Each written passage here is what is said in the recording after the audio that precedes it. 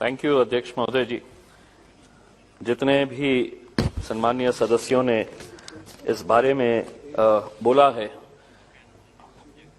तकरीबन सभी मेंबर्स की वही मांग है और मैं भी हमारे सम्मानीय सदस्य रितेश जी ने जो रेजोल्यूशन मूव किया है मैं उसका पूरी तरह से समर्थन करता हूं। एक लोक प्रतिनिधि होने की हैसियत से जब भी कोई आंगनवाड़ी सेविका, आंगनवाड़ी वर्कर या आशा वर्कर से मुलाकात होती है तो वो यही बात कहती है कि हमारे लिए कुछ करिए। उसे ऐसा लगता है कि हम लोक प्रतिनिधि है तो बड़ी उम्मीदें हैं और मेरी जिंदगी में अगर कुछ बदलाव आ सकता है तो आप कर सकते हैं। ये अलग बात है कि इसके अंदर कितनी सच्चाई है, हम यहां पर बोलकर तो जाते हैं। आज जब हम बोलेंगे तो पूरी दिल से बोलेंगे और बहुत उम्मीद करेंगे, क्योंकि ये जितना भी ये सदन है, हम अलग अलग राजनीतिक पार्टियों से आते होंगे, लेकिन हकीकत ये है कि हमने मौत को बहुत करीब से देखा है। कोरोना के पीरियड के अंदर कौन अमीर था, कौन गरीब था, कितना बलवान था, किस राजनीतिक पार्टी, किस जाति, किस धर्म का था, कोई मायने नहीं रखा। मौत आई और सबको लेकर चली गई। ये तो हम खुशनसीब है कि हम जिंदा रह गए और अब हमारा ये दायित्व है कि जो लोग मौत के करीब जा रहे हैं उनको कैसे जिंदा रखा जाए करके। आंगनवाड़ी आशा वर्कर्स 1975 के अंदर उस वक्त की प्रधानमंत्री इंदिरा गांधी के दौर में ये शुरू हुई थी। 38 स्कीम्स इसके जरिए चलाए जाते थे और उस वक्त जब ये स्कीम शुरू हुई थी तो एक आंगनवाड़ी सेविका को महज 225 रुपये ऑनोरेरियम के तौर के ऊपर 1975 के अंदर दिए जाते थे। करीब करीब हम 50 साल आ गए हैं। मेहनत उनकी इतनी ज्यादा होने के बावजूद भी आज एक आंगनवाड़ी, एक आशा वर्कर कितना पैसा कमाती है, ये हम सबके लिए बहुत ही शर्म की बात होनी चाहिए। क्योंकि इस मुल्क के अंदर, इसके अंदर राजनीति नहीं कर रहा हूं मैं, लेकिन हम स्मारक बनाने के ऊपर, हम पुतले बनाने के ऊपर हम हजारों करोड़ रुपया खर्च करते हैं। ये जो आंगनवाड़ी सेविकाएं हैं ये क्या काम कर रही है? 2020 के अंदर एक स्टोरी आई थी महाराष्ट्र के एक आंगनवाड़ी वर्कर की, जिसने सबको हिलाकर रख दिया था कि उस आंगनवाड़ी वर्कर जो महिला थी उसकी तड़प ऐसी थी कि वो नंदुरबार से एक गांव को पहुंचने के लिए खुद कश्ती में बैठती थी। 18 किलोमीटर खुद वो सफर करती थी। आज भी उसका वीडियो YouTube के अंदर आपको देखने को मिलेगा। 18 किलोमीटर वो पानी के अंदर खुद कश्ती चलाते हुए जाती थी ताकि वहां पर उस गांव के दूसरे किनारे पे जो ट्राइबल के बच्चे हैं उनकी देखभाल, उनको अंडे पहुंचाने का, उनको दूध पहुंचाने का, उनकी माताओं की हालत देखने का, वो बच्चे पढ़ रहे हैं क्या नहीं ये देखने का। सोचिए उसका जज्बा कैसा होगा। और उसे मिलता क्या है, उसके बदले के अंदर उसे हासिल क्या हो रहा है। आज आंगनवाड़ी वर्कर्स कि अगर हम पगार अगर हम देखेंगे, सैलरी देखेंगे, हम तो सांसद हैं, अपनी पगार बढ़ाना है तो हम एक झटके के अंदर बढ़ा सकते हैं और हजारों रुपये से बढ़ा सकते हैं।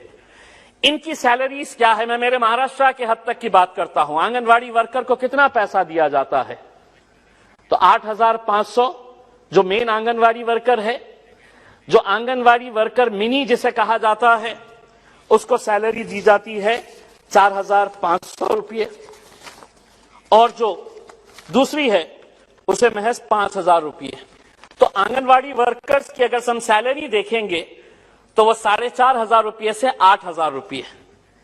सुबह 8 बजे से लेकर दोपहर में 3 बजे तक काम करना, और काम करना भी ऐसा कि उन्हें पूरा प्रोग्राम दिया हुआ होता है। वो घर पर बैठ नहीं सकती है क्योंकि जितना काम करेगी उतना पैसा मिलेगा। अब मेरा यह कहना है, अगर यही महिला अगर मजदूरी करने निकलती है, अगर बांधकाम के ऊपर जाकर वो सिर्फ मिट्टी उठाने का काम करती है, वो ईंटें यहां से वहां पहुंचाने का अगर काम करती है, तो उसे कम से कम रोज के 400 रुपये से 600 रुपये मिलते हैं। यानी कि महीना उसे 12,000 रुपये से लेकर 16,000 रुपये उसकी कमाई हो सकती है। लेकिन आज अगर इतनी सारी महिलाएं इस जज्बे के साथ आ रही है कि मैं एक सेवा का काम करने के लिए जा रही हूं, मैं बच्चों को जिंदा रखने का काम करने के लिए जा रही हूं, और हम उसे महज 4,000, 5,000, 6,000 रुपये दे रहे हैं, तो कहीं ना कहीं हम सिर्फ उस सेविका के साथ नहीं, हम ये बता रहे हैं कि जितने बच्चे अपनी, अगर उनकी किस्मत है वो जी लिए तो जी लिए, जो मर गए तो मर गए। हम इस हिसाब से उनको दे रहे हैं कि हम तो तुमको बुला रहे हैं, हम इतना पैसा देंगे और तुम ये काम करना है करो। आज जब ये सदन शुरू हो रहा था, अध्यक्ष महोदय, मैंने जिला परिषद के कुछ अधिकारियों को बुलाया इसका एक रिव्यू लेने के लिए कि आखिर में क्या है करके। मैंने एक अधिकारी से पूछा कि हमारे जिले के अंदर चाइल्ड मॉर्टेलिटी क्या है करके, तो उसका तुरंत जवाब था बहुत कम है। मैंने कहा मदर मॉर्टेलिटी कितनी है, जो प्रेगनेंसी के दौरान बच्चा पैदा करते वक्त या प्रेगनेंसी के दौरान मर जाती है? तो उसने मुझे आंकड़ा बताया और उसने कहा कि बहुत कम है। तो मेरा जवाब उसको यह था कि अगर एक भी अगर मरता है, एक बच्चा भी अगर पैदा होकर मरता है, या एक मां भी अगर प्रेगनेंसी के दौरान अगर मरती है, तो वो हमारे लिए, उसके लिए, हम उसके लिए दोषी है। परसेंटेज कम हो रहा है। हम पिछले टाइम हमारे पास 50 महिला मरी थी, अब 40 मर रही है। पिछले टाइम 100 बच्चे मर रहे थे, अब 80 मर रहे हैं, उनकी जान जा रही है। मेरे हिसाब से एक एक बच्चे के लिए आज मैं केरला गवर्नमेंट का, पौंडीचेरी गवर्नमेंट का और गोवा की गवर्नमेंट का, जब हमने ये हिसाब लगाया कि महाराष्ट्र इतना प्रगतिशील राज्य होने के बावजूद क्या वजह है कि आप इतना कम पैसा दे रहे हैं, तो हमको पता चला कि केरला ने सुओ मोटो इन आंगनवाड़ी वर्कर्स की पगार, इनकी सैलरी बढ़ाकर 15,000 रुपये कर दी है।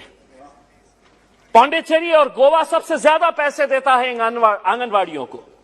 महाराष्ट्र सरकार की क्या ऐसी दुविधा है कि वो पैसा एक अच्छे काम के लिए नहीं दे सकते हैं? और कितना मांग रहे हैं? अगर उनको 5,000 रुपये है तो क्या हम उन्हें 10,000 रुपये पगार नहीं दे सकते हैं? आज उन्हें हम क्यों सिर्फ एक ऑनरेरियम के तौर के ऊपर दिया जा रहा है? क्यों नहीं, जिस तरह मेहता साहब ने बताया है कि उनको हम एक परमानेंट एम्प्लॉय के तौर के ऊपर देखते हैं कि ताकि उन्हें कम से कम मिनिमम वेजेस एक्ट के हिसाब से उनको सैलरी दी जा सकती है। और वो काम ऐसा नहीं कर रहे हैं। आज वो गांव के अंदर जाते हैं। मैं तो ये कहूंगा, मैं सरकार से ये कहूंगा और पूरी ईमानदारी के साथ ये कहूंगा, मेहनत हमारी आंगनवाड़ी वर्कर्स कर रही है, मेहनत हमारी आशा वर्कर्स कर रही है, लेकिन आप अपनी पीठ थपथपा रहे हैं। आप सारा क्रेडिट उनका जो है, मुफ्त के अंदर मेहनत वो कर रहे हैं और आप कह रहे हैं कि नहीं, हमने देखिए कितना अच्छा काम किया है। अगर वो ना रहे तो आपके पास सिर्फ मौत के आंकड़े आएंगे। ये जाती है महिलाएं जाकर बताती है कि क्या होना चाहिए, क्या नहीं होना चाहिए करके, चाहे वो डिलीवरी का रिकॉर्ड्स मेंटेन करना हो, चाहे ऐसे बहुत सारे कोविड की दवाइयां हो। आज वैक्सीनेशन सबसे ज्यादा अगर गांव के अंदर हुआ है, तो आप तो कितने गर्व से आकर ये कहते हैं। हेल्थ मिनिस्टर हमारे महाराष्ट्र से आती है। मैडम, आप भी अच्छी तरह से जानते हैं कि उनकी हालत क्या है, उनकी पीड़ा क्या है, आप भी अच्छी तरह से समझते हैं। और एक महिला होने के हैसियत से ये तो आपकी जिम्मेदारी है। हमें बोलने की जरूरत नहीं होनी चाहिए। हमें बोलने की जरूरत इसलिए नहीं होनी चाहिए कि यहां पर इस सदन के अंदर, चाहे वो सत्ता में बैठे हुए हो या विपक्ष के अंदर बैठे हुए हैं, उनकी पीड़ा आप अच्छी तरह से समझ सकते हैं, उनकी तकलीफें क्या है आप अच्छी तरह से समझ सकते हैं। लेकिन जानकर भी अगर आप अनजान बने रहना चाहते हैं, तो इसके लिए कौन दोषी है? मैं आपसे हाथ जोड़कर यह अनुरोध करना चाहूंगा कि एक बहुत जिम्मेदारी का काम ये लोग कर रहे हैं। अगर हम इन्हें थोड़ा सा और सहारा अगर हम दे देते हैं, तो मेरे हिसाब से एक बहुत अच्छा काम जो है वो हो जाएगा। मैं मैडम आपको ये बताना चाहता हूं कि पिछले साल सारे मराठी चैनल्स के ऊपर एक खबर आई थी कि आंगनवाड़ी सेविकाएं जितनी भी है, उनको सरकार ने, महाराष्ट्र सरकार ने मोबाइल फोन दिया था, वो चलता ही नहीं था। तो 1 लाख महिला आंगनवाड़ी जो सेविकाएं थी, उन्होंने ये तय किया कि हमको ये मोबाइल फोन नहीं चाहिए, या आप रख लीजिएगा करके। यानी कि सोचिए कि उसके अंदर भी भ्रष्टाचार, कि आप एक अच्छा काम करने के लिए, एक महिला गांव गांव घूम रही है, काम करने के लिए जा रही है, और वो फोन जो दिया गया वो फोन ही नहीं चलता था। तो 1 लाख आंगनवाड़ी सेविकाओं ने यह तय किया कि अब हम ये वापस कर देंगे करके, और उन्होंने वापस करने का फैसला लिया है। मेरा सरकार से यही अनुरोध है। मैं सबसे पहले तो इस मामले के अंदर हमारे सम्मानीय सदस्य रितेश जी का बहुत बहुत धन्यवाद अदा करता हूं कि एक ऐसे लोगों की आवाज उन्होंने इस सदन तक पहुंचाई है। देखिए, मैं आपको बताना चाहता हूं कि जो आंगनवाड़ी जो सेविकाएं हैं, उनकी एक यूनियन है, वो यूनियन ने एक मिनट सिर्फ, आंगनवाड़ी कर्मचारी यूनियन के लीडर्स ने हमारे फाइनेंस मिनिस्टर आदरणीय निर्मला सीतारमण जी से मुलाकात की सितंबर 2021 के अंदर, और उनसे यह अनुरोध किया कि आने वाले बजट के अंदर हमारे बारे में कुछ सोचा जाए करके। उन्होंने women and child development minister केंद्र सरकार की, उनसे भी मुलाकात की, और उन्हें क्या मिला बदले में? वो इंतजार करते रही कि अब बजट आएगा, उसके अंदर कुछ ना कुछ हमको मिलेगा। तो उन्हें क्या मिला? तो सिर्फ आश्वासन मिला। और यही आश्वासन के ऊपर वो कितने सालों से काम कर रही है कि नहीं, आज नहीं तो कल मेरे भी अच्छे दिन आएंगे। क्योंकि मेरे वजीर आजम ने कहा है कि सबके अच्छे दिन आएंगे, तो आंगनवाड़ी वालों के भी, हमारी बहनों के भी अच्छे दिन आए। यही उम्मीद करते हैं और सरकार से अनुरोध करते हैं कि इसके बारे में कुछ न कुछ फैसला लीजिएगा। उनके घर भी है, उनको खुद को भी बारे में सोचना है। वो दूसरों के बारे में सोचकर बाहर निकलती है, उनके बारे में सोचने की जिम्मेदारी हम सबकी है, पूरे सदन की है। बहुत बहुत धन्यवाद।